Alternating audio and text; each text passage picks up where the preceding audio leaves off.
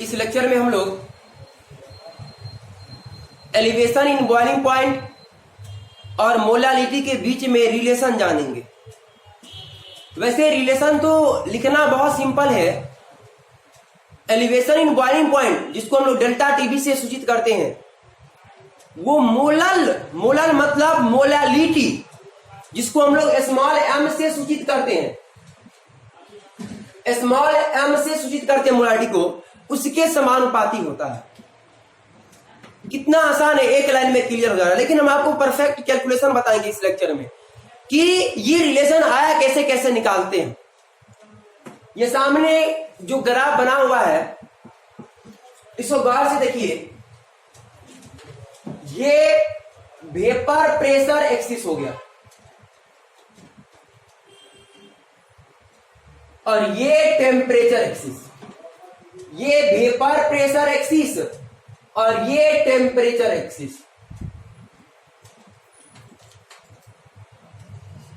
ये P note जो आप देख रहे हैं यहां पे, वैसे पी नोट लिख दिया, लेकिन ये एटमॉस्फेरिक प्रेशर है।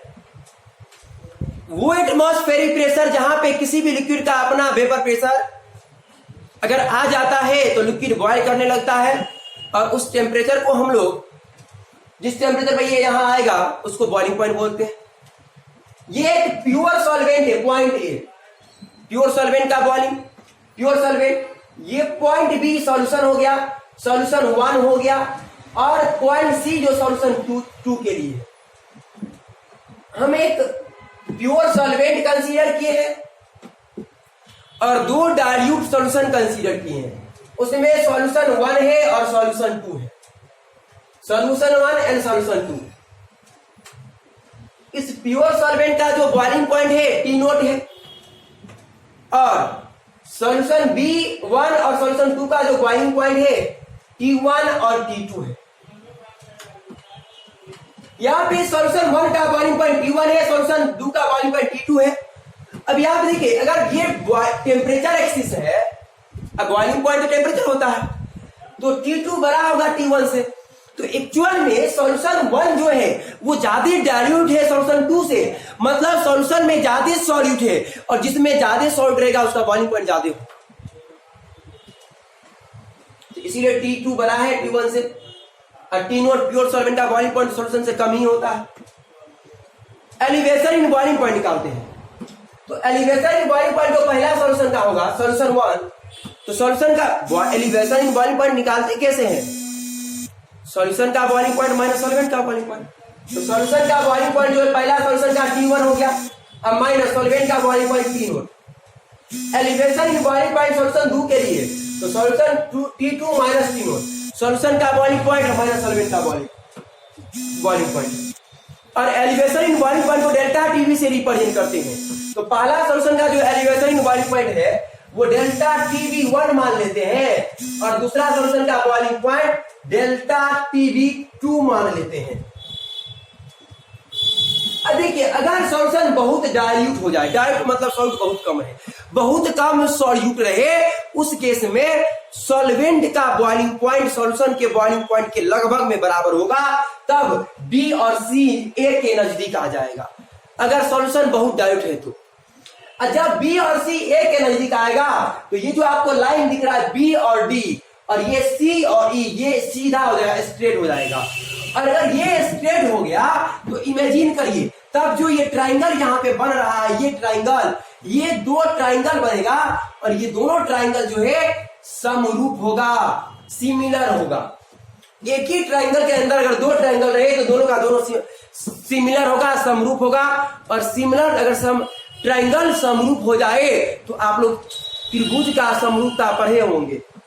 AB बटे AC बराबर होता है AD बटे AD समरूप त्रिभुज के लिए। यहां पे देखिए, triangle ABD and triangle ACE, इसमें देखना है will be similar, so we can write, और इसीलिए हम लिख सकते हैं AB बटे AC बराबर AD बटे AE। और उस केस में AB का वैल्यू जो है ए बी कैसे निकालेंगे, यहाँ से ए बी ये निकालना है, तो ये निकालेंगे तो कैसे निकालेंगे, तो इतना में से इतना घटा देंगे, तो इतना है T1 और इतना है T0, तो T1 माइनस T0। इसी तरह से AC का वैल्यू यहां से निकालेंगे AC, तो इतना में से T2 में से T0 घटा देंगे। और AD, तो AD का वैल्यू देखिए यहाँ पे A और ये वैल्यू निकालना है, तो पूरा में से इतना वैल्यू घटा देंगे, तो यहाँ पूरा वैल्यू P0 है ना, तो P0 माइनस PS1 और फिर बट्टे में AE, तो AE कैसे निकालेंगे, तो AE बराबर ये A और E इतना निकालना है, तो पूरा में से इतना घटा देंगे, तो हो जाएगा यहां से आपको AE मतलब P0 माइनस PS2 बटे P0 माइनस PS2। अब ये डेल्टा TB1 हो गया, देख लीजिए यहाँ पे ये डेल्टा TB1 है और ये delta T2 minus T0 delta TB2 है, तो बराबर हो जाएगा। हम करते क्या है, ऊपर और नीचे दोनों तरफ P0 से डिवाइड करते, अब ऊपर और नीचे दोनों तरफ P0 से डिवाइड करें या गुना करें कोई फर्क नहीं पड़ता है, तो हो गया इसके नीचे में भी P0 इसके नीचे में भी P0, तो डेल्टा TB1 बटे डेल्टा TB2 बराबर P0 माइनस PS1 बटे P0 whole divided by P0 minus PS2 बटे P0।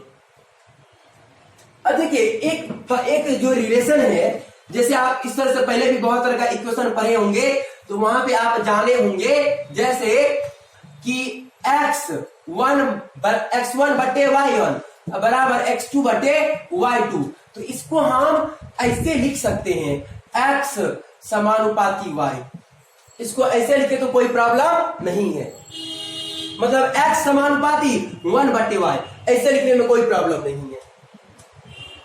तो वही बात यहाँ पे जो है हम क्या लिख दिए हैं, डेल्टा TB समानुपाती P0 माइनस PS1 नहीं, डायरेक्ट P0 माइनस PS बटे P0।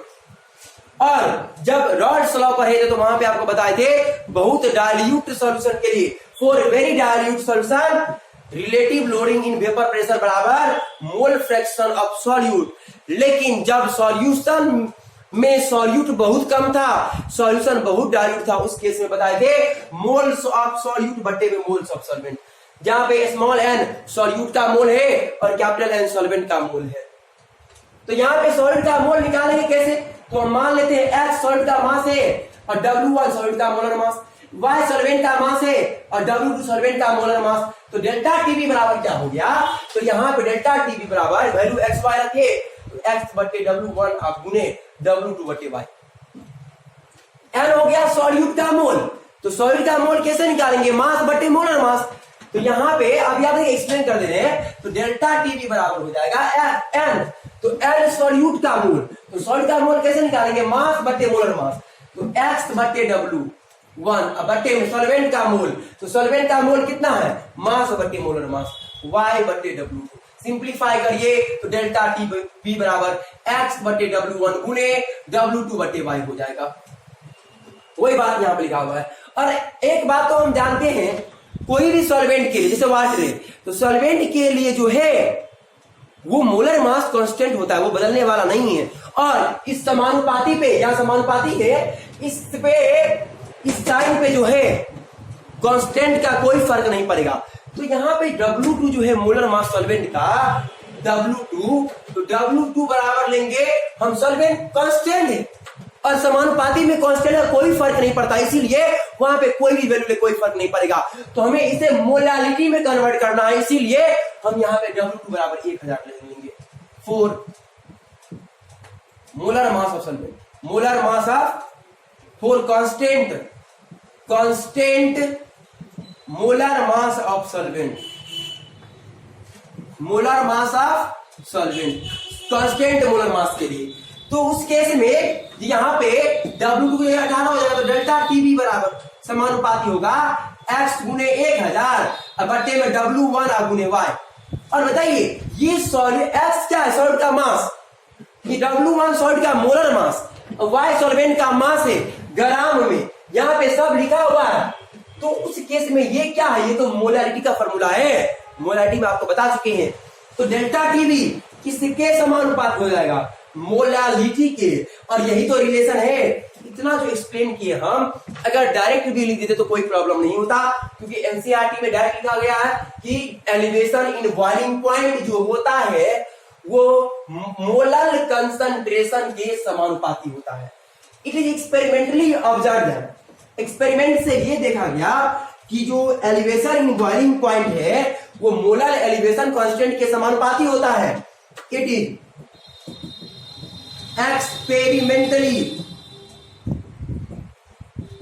experimentally observed that elevation in boiling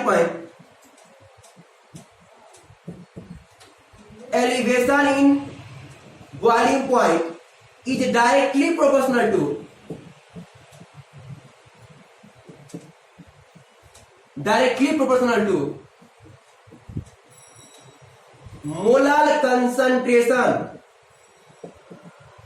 molar concentration of the solution।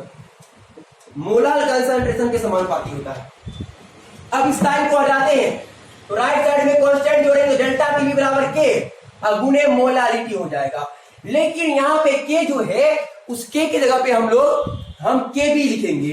Delta TV बराबर हो जाएगा के बी इंटू मोलारिटी, जहां पे के बी जो है जहां पे के बी इज प्रोपोर्शनलिटी कांस्टेंट, समानुपाती नियतांक है। जब इस साइन को हटाए हम तो राइट साइड में कांस्टेंट जोड़ेंगे, वही कांस्टेंट के बी है और इसका 3 नाम है।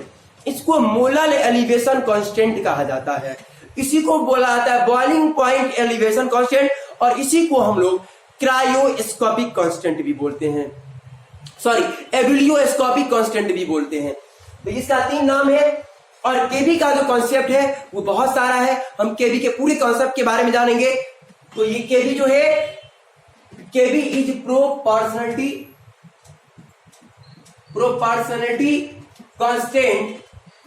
कांस्टेंट है, कॉल्ड कहलाता है molar elevation constant. Molar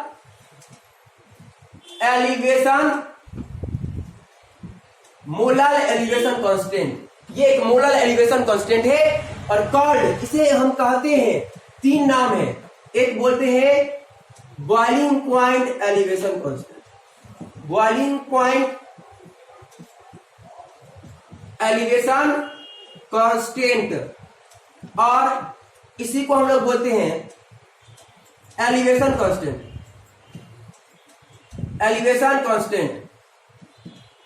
molar elevation constant, molar elevation constant, और इसी को बोला जाता है एबिलियोस्कोपिक कांस्टेंट। ये 3 नाम है केबी का। इसके नेक्स्ट लेक्चर में हम लोग केबी के कॉन्सेप्ट के बारे में जानेंगे। इस लेक्चर में इतना ही काफी है।